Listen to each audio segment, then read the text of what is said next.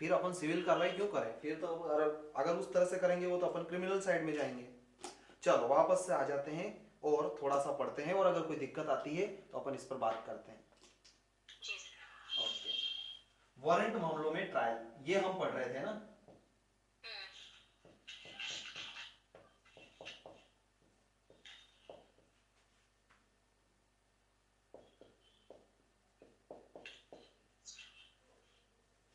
Warrant मामलों में विचारण, warrant मामलों में जो विचारण होता है बीएनएसएस के अंतर्गत, वो दो प्रकार से हो सकता है, जिसमें से एक प्रकार अपन लोग पढ़ चुके हैं। कौन सा?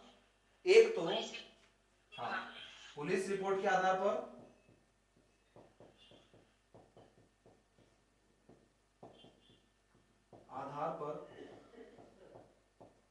और एक होता है पुलिस रिपोर्ट से भिन्न मामले।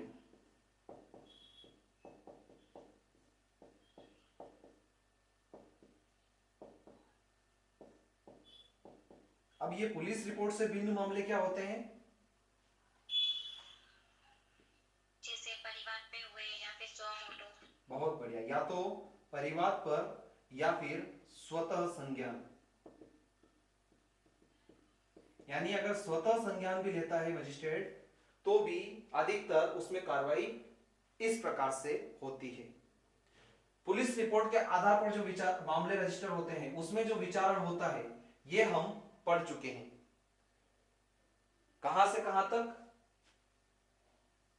सेक्शन 261 से लगाकर 266 तक,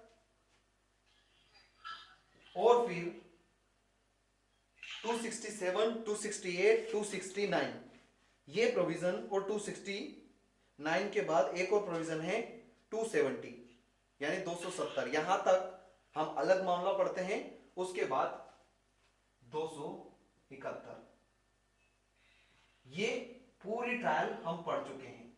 अब वारंट मामले में जो दूसरी ट्रायल है, जो पुलिस रिपोर्ट से भिन्न मामलों के संबंध में चलती है, उसके संबंध में हमें पढ़ना है, जो कि हमको पता चलेगा 267 से 270 और फिर 271।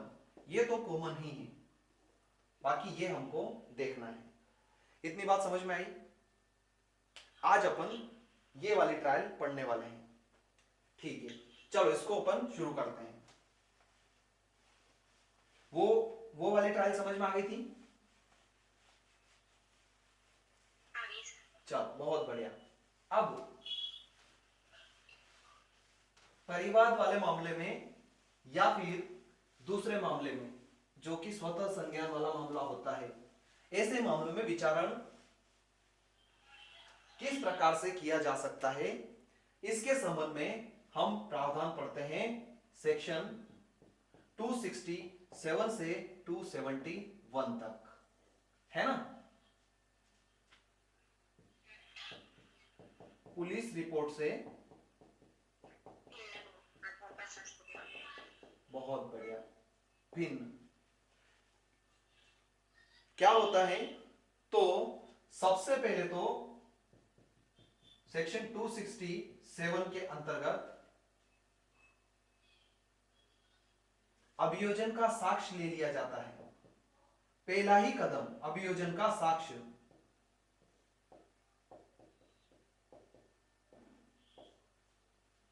क्या? कब? कौन सी परिस्थिति में? जब, बहुत बढ़िया, जब सेक्शन 210 में मजिस्ट्रेट संज्ञान लेता है, कौन से मामले में? पुलिस रिपोर्ट से भिन्न वाले मामले में। तो 210 में संज्ञान लेने के बाद मजिस्ट्रेट द्वारा कौन सी कार्रवाई की जाती है? 223 से 226। बहुत बढ़िया, सेक्शन 223 से लगाकर 226 की कार्रवाई की जाती है, जो कि परिवाद पर स्थित मामले में कार्रवाई की जाती है। फिर उसके बाद 227 में आदेशिका जारी होती है, और डॉक्यूमेंट सप्लाई होते हैं आगे के प्रोविजन में, उसके बाद सीधा 267 में अभियोजन का साक्ष्य ले लिया जाता है। उसको पेश करना, दोनों पक्षों को सुनना, उस पर विचारण करना, यह सब झंझट यहां पर नहीं है। सीधे अभियोजन का साक्ष्य लेंगे और अभियोजन के आवेदन पर अगर कोई दस्तावेज वगैरह पेश करना है, किसी साक्षी को पेश करना है, तो उसके संबंध में न्यायालय समन भी जारी करता है।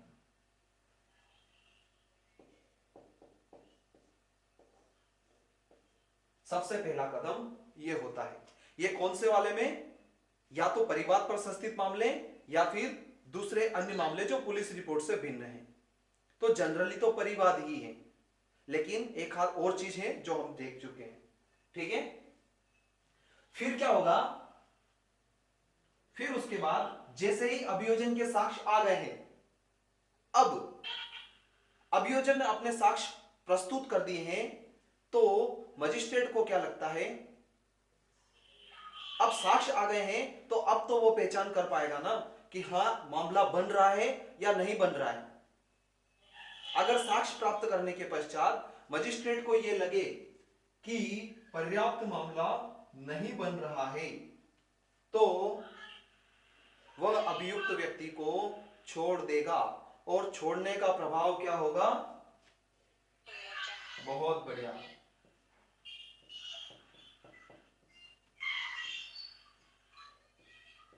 उन्मोचन कर देगा। ये स्टेप होती है। ये है सेक्शन 268। यही है क्या? देखो एक बार देख लो, सेक्शन 268 में है ना, अभियुक्त को कब उन्मोचित किया जाएगा? यदि धारा 267 में निर्दिष्ट सब साक्ष्य लेने पर मजिस्ट्रेट का उन कारणों से जो कि लेखबद्ध किए जाए यह विचार है कि अभियुक्त के विरुद्ध कोई मामला सिद्ध नहीं हुआ है। यहां पर मामला सिद्ध होने की बात क्यों कर रहे हैं? क्योंकि एविडेंस पहले ही ले लिए गए हैं।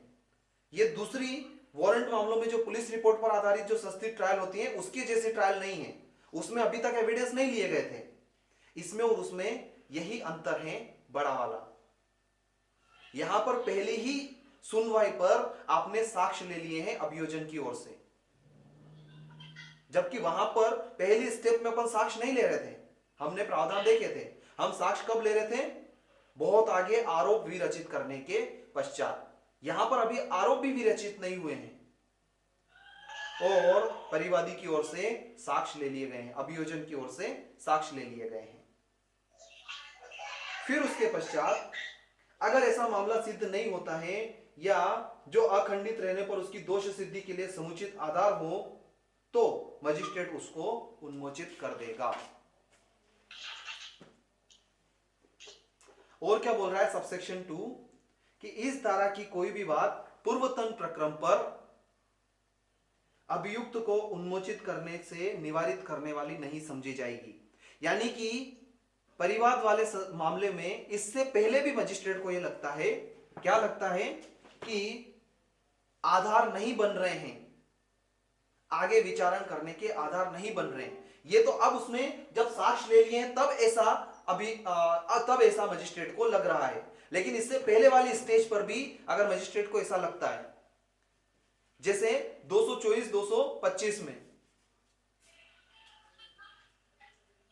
अभियुक्त के विरुद्ध मामला नहीं बन रहा है, तो भी हमने देखा था कि वो उसको उन्मोचित कर देगा और परिवाद को खारिज कर देगा। देखा था ना? 225 में 225 निकालो, देखो 225 में आ जाओ।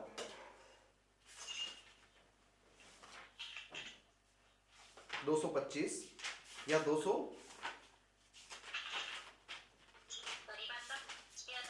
हाँ 226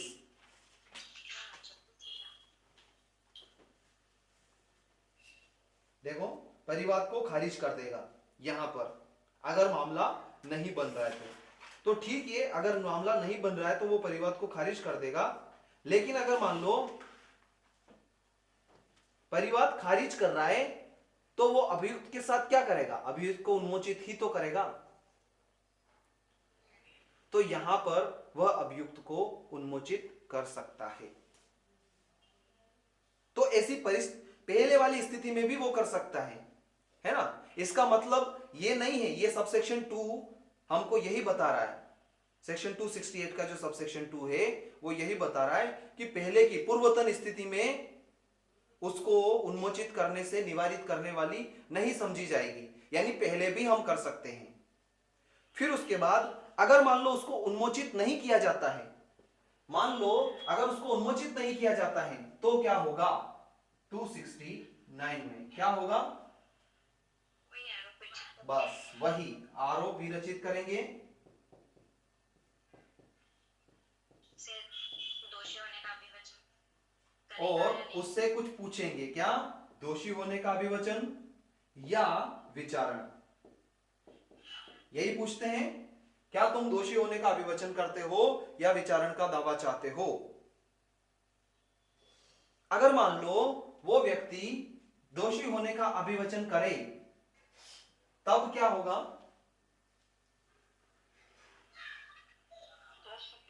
उससे तक किया जा सकता है। उसको दोष सिद्ध किया जा सकता है। बहुत बढ़िया, किया जाएगा ऐसा जरूरी नहीं है, दोष सिद्ध किया जा सकता है।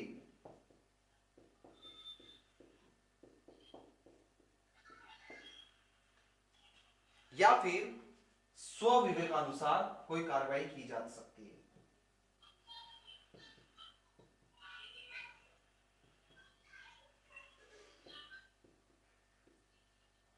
अब ये स्व विवेकानुसार कार्रवाई क्या है, यानी कि आगे विचारण किया जाना, यही है।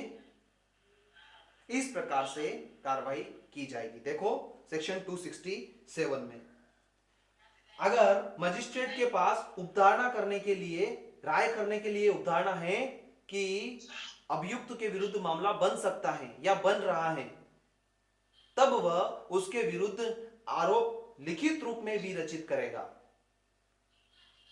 आरोप विरचित करेगा, वो भी लिखित रूप में, और उसको ये पढ़कर सुनाएगा और समझाएगा और उससे पूछेगा कि क्या वह दोषी होने का अभिवाद करता है या प्रतिरक्षा करना चाहता है।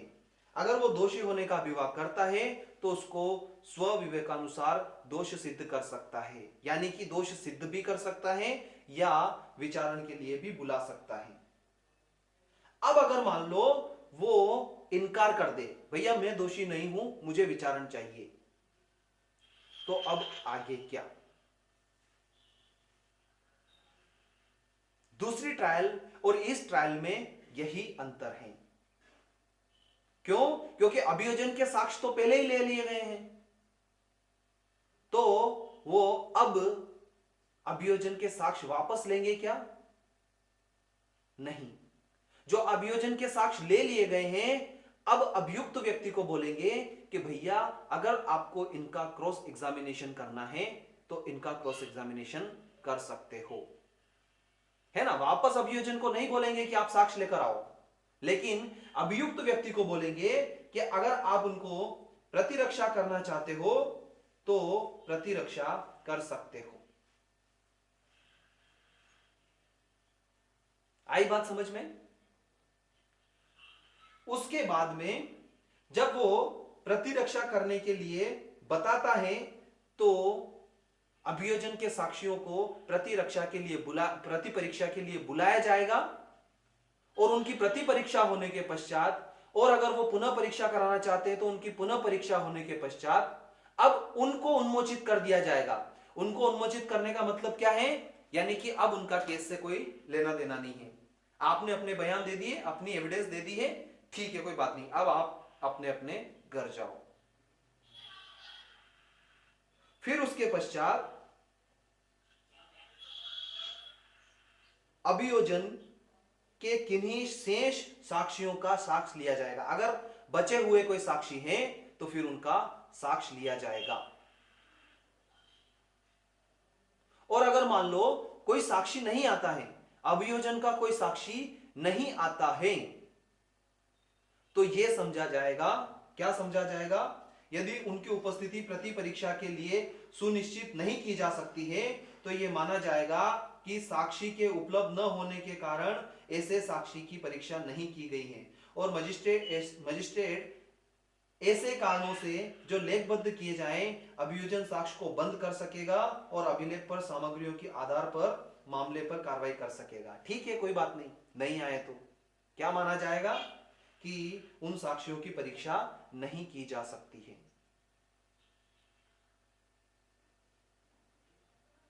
अब जब इतना सब कुछ हो गया, अभियुक्त व्यक्ति ने अभियोजन के साक्ष्यों का क्रॉस कर लिया, तब उसको अब बोला जाएगा कि भैया प्रतिरक्षा करो। तुम अपनी प्रतिरक्षा करो। तो वो अपनी प्रतिरक्षा कैसे करेगा? वो अपनी प्रतिरक्षा वैसे ही करेगा जैसे सेक्शन 266 में पुलिस रिपोर्ट के आधार पर जो मामला था उसमें अभियुक्त व्यक्ति प्रतिरक्षा करता है। वहां पर कैसे प्रतिरक्षा करता था? वो अपने साक्ष्य का आरंभ कर सकता था, प्रतिरक्षा का आरंभ करता था और अपनी ओर से साक्ष्य प्रस्तुत करता था। क्या कोई व्यक्ति स्वयं सक्षम साक्षी हो सकता है क्या? इसके संबंध में हमने एक प्रावधान पढ़ा था। कौन सा प्रावधान पढ़ा था?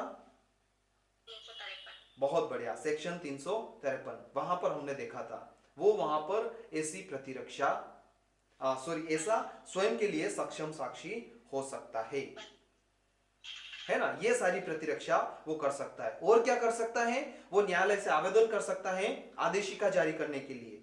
किस बात के लिए? कोई दस्तावेज पेश करना है, नहीं करना है, एक्सेट्रा एक्सेट्रा। इस प्रकार से वो अपनी प्रतिरक्षा कर सकता है। सेम प्रोविजन है जो हमने पढ़ा था सेक्शन 266 में। वो अपनी प्रतिरक्षा कर लेगा। उसके बाद दो ऑप्शन रहते हैं सेक्शन 271 में। क्या दो ऑप्शन रहते हैं? या तो दोष मुक्ति या फिर दोष